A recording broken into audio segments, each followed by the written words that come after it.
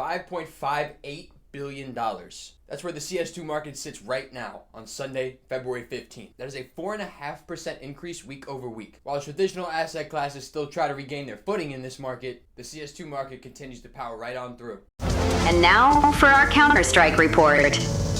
New York's very own Mike Water. Welcome back to DE News. I'm your host, Mike Water 9. As we just saw, a 4.5% market increase on the week. But as we also know, the market cap is a liar. As we touched on last week, if I buy a bunch of $5 sawed-offs and make the price go to $200 on Steam, if there's 10,000 of those sawed-offs in supply, well then I just raised the market cap by around $2 million technically, even if I only spent around $500. And that's because the market cap looks at the listing prices and not the actual price of the asset, how it's bought and purchased, circulated around the economy. And while that doesn't explain the entire gain on the market cap, it could very well screw up your numbers or at least make them look not as accurate as it may actually be. But the direction of the line, that's aggregate behavior. And aggregate behavior gets rid of that noise. And this week's aggregate behavior tells us something pretty important. China is waking up. Chinese New Year. People are off from work, they're celebrating, hanging out with family, exchanging those nice red envelopes. And any self-respecting CS player, when you get some Christmas money or some Chinese New Year money, you're ripping skin, right? We're all humans. We all do the same shit. Christmas money, skins. Chinese New Year, skins. And it's starting to manifest in the market. And for Buzzkill, Scout Dragonfire, aka Hydroponic, you know him. You know China loves them. All double-digit weekly gains. As we spoke about on Friday, gloves, all up across the board in minimal wear from the first generation of gloves, glove case, hydro case. These are all darlings of China. And we know once these skins go up, China's here to play. If you were here over the last few weeks when it was boring, when there was just accumulation happening, well now you should be reaping the rewards of your conviction. Now I did make the call specifically to stay away from the glove case, the gloves within it, and the skins, because it's just too risky. And even though they've gone up and they've seen huge price increases over the week, I still stand by my statement. I would have, and I would continue to stay away from this case. That's because the basis on these skins, even though they were relatively lower from where they were previously, they were still high. The M4 Buzzkill was still like $400 or $500 in factory new condition, right? And it's a $500 position that requires a subset of Chinese buyers to return on a specific timeline to benefit you and provide meaningful upside. Now, well, it could work out like it did here, and you go from 500 back to 800. Cool, that's a 60% gain. But compare that to taking that $500 and spreading it across 25 positions at $20. You get more diversification across multiple different cases and collections. Some will say stagnant, but some will go up, some have more upside than just 60% as well. And you don't have to prey on one catalyst taking place in order for your plans and convictions to come to fruition. And the next happening in the market right now explains what I meant perfectly. There is an odd and disproportionate amount of buying pressure on minimal wear skins this time around, as opposed to the previous cycles in which focus was mainly on factory new condition. Now you have to realize, now a minimal wear skin is not going to go to $800 like a factory new skin, and that's because of supply. But that doesn't matter at all. For example, on a 0 to 1 float distribution, a factory new skin has a drop rate of roughly 3% and minimal wear 24%.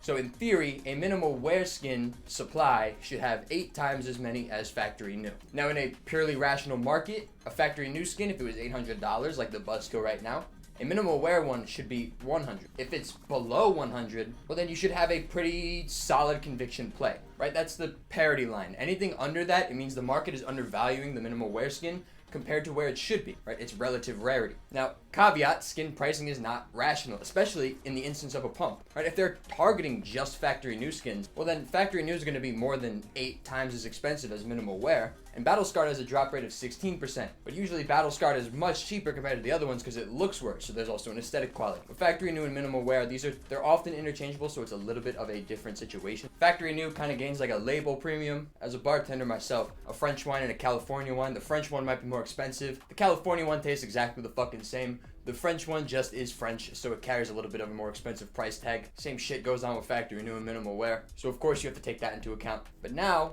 if they're pumping and targeting minimal wear skins to a degree, well then you can expect that parity to come back a little bit. And that 8 times as rare, thus 8 times more expensive thesis can start to be utilized somewhat. It's not going to be 8x directly. However, that is a good gauge on whether to buy in or to stay away. So if a factory new skin is 20 times as expensive as the minimal wear one, and the minimal wear one is starting to see some price action, well then I think you have yourself a solid high conviction play there. And since we're seeing increased buying pressure on minimal wear, well then that's lag in the market, and that's lag in the market that you can ride all the way up. So now you should be adding to your playbook.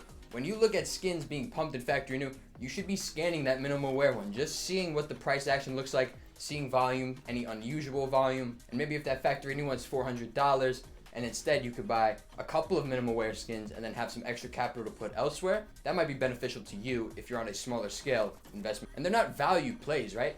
If the M4 Buzzkill goes from 500 to 800, that's a 60% gain. The M4 Buzzkill in minimal wear, if it went from 50 to 80, for example, that's still a 60% gain. You cannot look at the price in a vacuum because supply matters. If you buy 10 M4 Buzzkills in minimal wear, you get the same end result, $800. So let's get concrete with this week's watch list. We find a lot of these plays early on Twitch, so if you want to tune in tonight, I'll be live for a little while in which we just take a look at the market in general, talk skins, talk shit. You know how we do. We touched on the Horizon case specifically last night. The knives are not great within the case, but they do have some decent opportunities within them gun-wise. The Deagle Code Red. This again is a pretty high price point factory new at this point. However, the minimal wear chart looks pretty good, and it follows that pattern we were discussing on Friday, right? In factory new, that supply is already low, which means that they've bought up what they need to buy up. It's going to be pretty hard to make sizable profits on that position. However, the minimal wear one still has pretty high supply and has not been eaten up enough yet to actually manifest a large scale pump. The other one is a tier below it, and that is the M4A1S Nightmare. We've seen this one get pumped, and we spoke about it a couple of months ago on DE News China. Factory new specifically. The minimal wear one sits at around $30 right now, as opposed to the $350 factory new variant, which means you can expose yourself to the price action of the factory new one for less than a tenth of the price, and it is getting increased buying attention. If I were you, I'd pick one of those. They are both from the same case, so overexposing yourself to the same case is kind of like overexposing yourself to just one weapon. A little bit on a smaller scale because you're still diversified, but you're not as diversified as you could be if you do two pinks from two different collections as opposed to two pinks same collection. Now this one is a factory new skin, but it is still decently cheap and a probably pretty good opportunity just to hold one or two. The Alt Fever Dream from the Spectrum case. This one factory new. It sits around $30 at the current moment, and it does have those patterns we were looking at on Friday. If you watched that breakdown, we spoke about the AK Rat Rod, which I spoke about pretty in depth towards the end of the video, because that is where I noticed the pattern taking place for the first time. And as I was editing the video, the pattern confirmed and it exploded a little bit. But that's good, right? I may have missed that call, I was a little bit late on it, but the pattern has legs. It's observable, it's not reliable yet. And that Fever Dream is showing the same early signals. Now, if you're hearing all this and you're saying, I don't want to accumulate skins that base their value off of a Chinese pump, that's completely fine. I would just continue hammering the Armory right now. The best opportunity to buy was last week when prices were down, but prices still haven't increased to the extent in which they probably will over the next few weeks. So you have yourself a pretty decent entry here nonetheless. And that timeline matters because Valve gave us a hard deadline to submit the new workshop skins March 13th on their Twitter a few nights ago. Now before this, based on historical patterns and data, we've expected the Armory update to come out on March 31st. March 31st happens to fall on a Tuesday. That is fucking Valve's favorite data release shit. On top of this, 2 weeks, March 13th to March 31st, that gives them a pretty decent amount of time to pick the guns, bring them in, get them named, get them all ready to go for launch. That's enough time. I believe March 13th is a Friday, which makes March 10th, March 9th, a perfect day to announce continuation. So that means any skins you want to buy that you have conviction in for the discontinuation, you need to purchase before the 3rd. And that is, after that, stop. Your skins won't be tradable if you purchase after that time, and you'll just be watching the discontinuation and you'll be holding the skins. You can't do anything about it. If you would like to see my predictions, I made a video on Wednesday, I believe, in which I gave my reasoning for which ones I think are going to go. Whatever ones you think are going to go should be the ones you purchase into. Even if they don't get cut from this Armory rotation, you're still holding very solid skins in a market that's always rising as player counts increase. And that's very good positioning. That's all you can ask for. Now, before we get into the arbitrage play of the week, if you want these skins and you want to take advantage of arbitrage and you don't want to be subject to fees or long wait times, consider UUSkins, today's sponsor. UUSkins offers direct access to the Chinese marketplace at the lowest rates in America and EU with an extremely large liquid inventory, 10-hour guaranteed delivery, and a 24-hour, 7-day-a-week support if you happen to run into any problem. UU to Steam to Armory Pass is consistently the best path to get Armory Pass for a cheaper basis. So if you are interested, ask around in the community.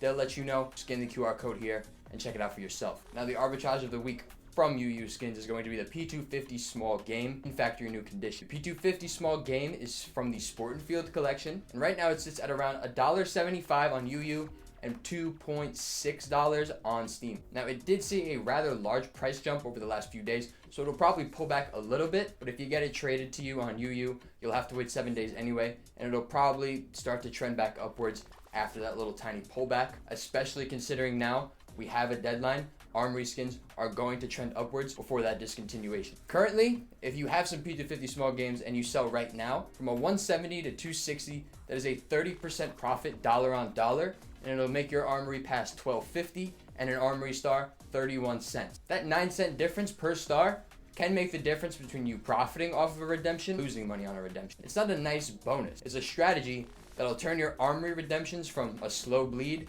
into a sustainable profit. We'll now take a look at last week's watch list, and they're going to stay the same. We spoke mainly on the Fever case as well as the AK Slate. The AK Slate steadily climbs. It's just a great store of value, and it is in the Snakebite case. Now, the Snakebite case is slowly starting to get eaten up supply-wise, and thus will have a higher price per case. Now, the Slate will benefit from that because if it costs more to open a case, then all of the skins within the case are going to increase proportionally to the case's price. On top of this, the Snakebite has 3 cases in which they drop their gloves from: Broken Fang, Snakebite, and Recoil. Recoil is the most suspected case to be getting discontinued if they do take one out in the next update. Therefore, all 3 of those cases will probably see a pretty sizable gain if the Recoil catalyst does come to fruition. Then of course that just speeds up everything, and the AK Slate will benefit from that as well. The other call was the Fever case. The Fever case we cannot say anything on right now because I do think it's probably because we're waiting for Armory news, right?